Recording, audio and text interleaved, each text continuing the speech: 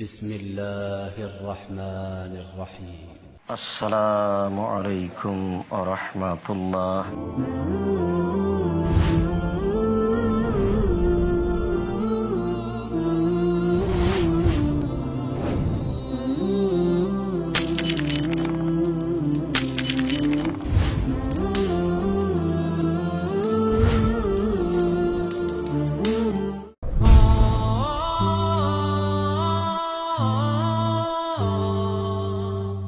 সালাত আদায় করে না, তবু বলে ইমান ঠিক আছে, নামাজ পড়ে না, আবার ঠিক আছে।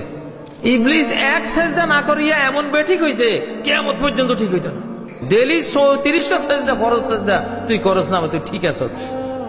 কি ঠিক আছ? তুই যে জাহান্নামী হইছ এইটা ঠিক আছে, এইটা বেঠিক হবে না।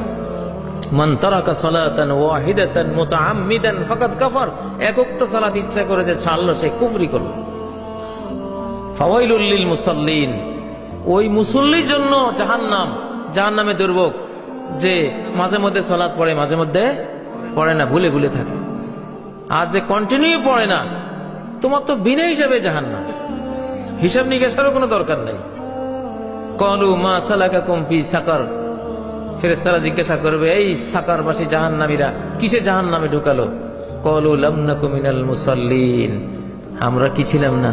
নামাজে ছিলাম না, সালাত আদায়কারী ছিলাম না। সেদিন বুঝবা, সেদিন বুঝলে কোনো লাভ হবে না।